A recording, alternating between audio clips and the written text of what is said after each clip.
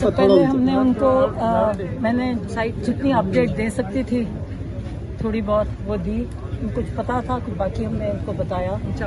تو انہوں نے سب سے پہلے تو کہا کہ یہ مذاکرات کا، انہوں نے کہا جو مذاکرات کی باتیں ہو رہی ہیں، انہوں نے کہا دیکھیے مذاکرات ہم نے اس جعلی حکومت فارم 47 کی حکومت کے ساتھ کیسے ہو سکتی ہے؟ آپ نے سہیل آفریدی کا تو سنا تھا نا کہ جب پرائم منسٹر کہے کہ میں پوچھ کے بتاؤں گا تو پھر آگے سے کیا بات رہ جاتی ہے.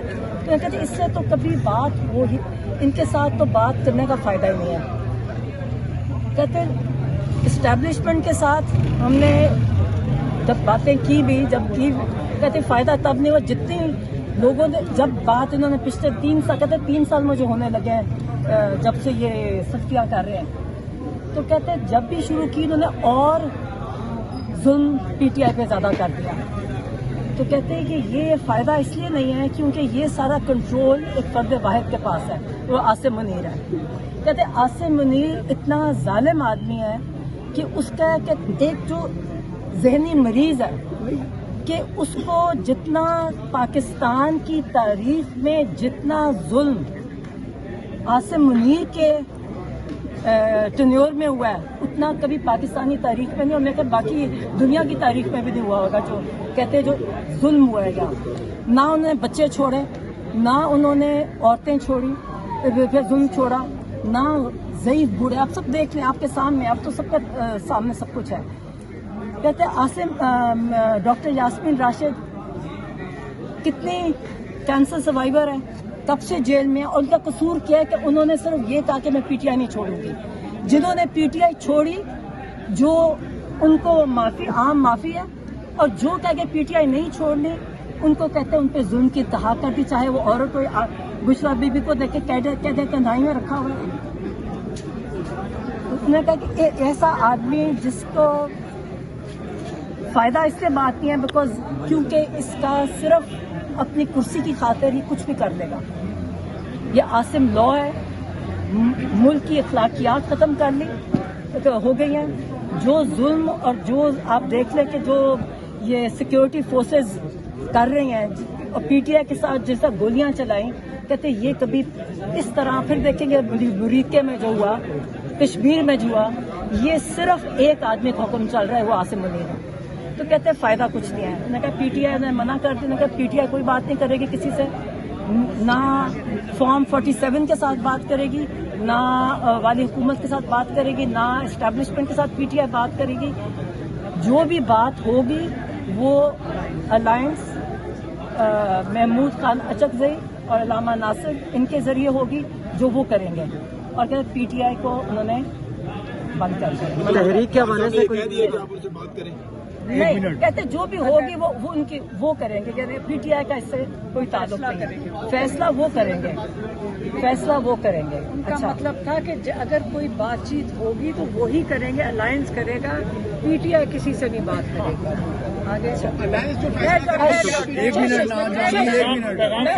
میں صرف پیغام دے رہی ہوں. اچھا پھر انہوں نے کہا کہ انہوں نے اپنا بتایا کہ دیکھیں جتنی قید تنہائی اور جتنا ظلم اور جن حالات میں خان صاحب اور بشرا بی بی کو رکھا گیا ہے، وہ میں کہ پاکستان کی تاریخ میں کسی سیاسی قیدی کو ایسے نہیں رکھا گیا. کہتے کہ میں اس کے باوجود کہتے ہم تیار ہیں، ہم قید منظور ہے، مگر عاصم منیر کی غلامی کسی حال ان کو قبول نہیں ہے. وہ کہتے ہیں ہم قید میں رہ لیں گے، موت آ جائے، مگر کہتے ہیں ہم غلامی کسی طرح قبول نہیں کریں گے. انہوں نے پھر بتایا، انہوں نے کہا جی ایک دنیا کی ہسٹری دیکھیں، تاریخ دیکھیں، اس میں قوموں کی تاریخ جب قوموں جب تاریخ ہم پڑھتے ہیں کہ جب تک ان قوموں کا حال تب تک تبدیل نہیں ہوتا جب تک وہ ذہنی طور پہ اپنے آپ کو تیار نہیں کرتے کہ لبرٹی اور ڈیتھ، یا آزادی یا موت. جب تک ہم اپنے آپ کو اس طرح ایز اے قوم، ایک قوم کے طور پر اپنے آپ کو ذہنی طور پہ تیار نہیں کریں گے نا، ہم اسی طرح ان کے جو آج کل حالات جو دیکھ رہے ہیں کہ سب کچھ ختم ہو گیا، ہماری آزادی، ہر طرح کی آزادی ختم ہو گیا، تب تک کہتے ہیں آزادی نہیں ہوگی. اس لیے یہ انہوں نے کہا کہ آپ اچھا، اور پھر انہوں نے سلمان راجہ کے لیے دیا. انہوں نے کہا کہ مجھے سلمان راجہ پہ مکمل بھروسہ ہے، ان کے ذریعے کہتے ہیں میرے پارٹی کو پیغام جائے گا. اور انہوں نے ان کے لیے کوئی پیغام اور بھی دیا، وہ جو ان کو ڈائریکٹ ان کو دیں گے. تو مگر تاکہ کہ انہوں نے ان کو یہ بتایا کہ بڑی کنفیوژن مچی ہوئی ہے باہر، بہت کنفیوژن ہے، کوئی کچھ پارٹی کے معاملات کے بارے میں کچھ، کیونکہ اصل میں مسئلہ ہے کہ ملاقات نہیں ہو رہی نا، لوگوں کو روکا ہوا ہے. تو اس نے کہا جی اس لیے اس کو ختم کرنے کے لیے انہوں نے کہا کہ صرف سلمان راجہ کے ذریعے پارٹی کو پیغام جائے.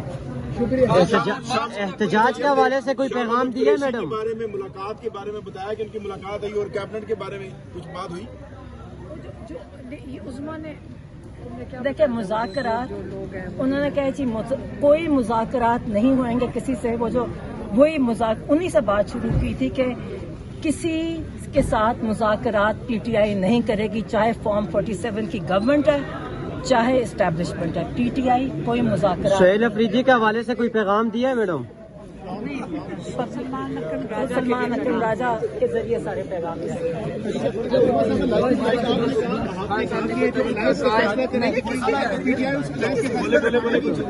وہ الائنس کے ذریعے سب کچھ ہوگا. الائنس اناؤنس کرے گی تو ان سے سڑکوں پہ نکلنے کا پی ٹی آئی ان کو سپورٹ کرے گی.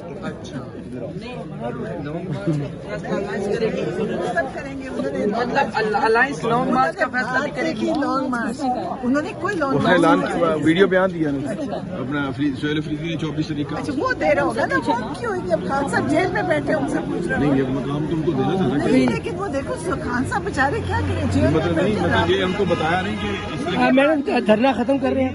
کس چیز کا آج یہ بنا کرنا، یہ ابھی تو کر رہے ہیں ہم، کیونکہ آج ہمارے پر گاڑی چڑھانے لگے تھے وہاں پہ، ہماری خاتون پہ گاڑی چڑھا دی. لیکن انشاءاللہ دوبارہ پھر آئیں گے، یہ کوشش جاری رہے گی، مزاحمت جاری رہے گی اور انشاءاللہ انقلاب آئے گا. میں جو دھرنا جس نے گاڑی چڑھائی کیا اس کو پکڑنے کی کوشش کی ہے؟ پتہ نہیں. لانگ مارچ کے حوالے سے خان صاحب نے لانگ مارچ 26 نومبر میں احتجاجی تحریک کے حوالے سے کوئی ڈائریکشن دی ہو؟ وہ پارٹی کرے گی، پارٹی فیصلہ کرے گی. ٹھیک ہے، بہت بہت شکریہ. اور عظمیٰ خان نے عمران خان کا پیغام پہنچایا. یہاں پہ آپ دیکھ سکتے ہیں، یہاں پر جو ہے وہ عظمیٰ خان اور عظیمہ خان اب یہاں سے واپس جا رہی ہے. آج بارش بھی یہاں پہ لگی ہوئی تھی اور اس کے ساتھ ساتھ جو ہے وہ یہاں پہ ورکرز کی بھی بڑی تعداد، یہ ورکرز بھی یہاں پر موجود ہے. لیکن اب بھی جو ہے وہ ملاقات کے بعد کے طور کے بعد جو ہے وہ آپ کو واپس جا رہے ہیں.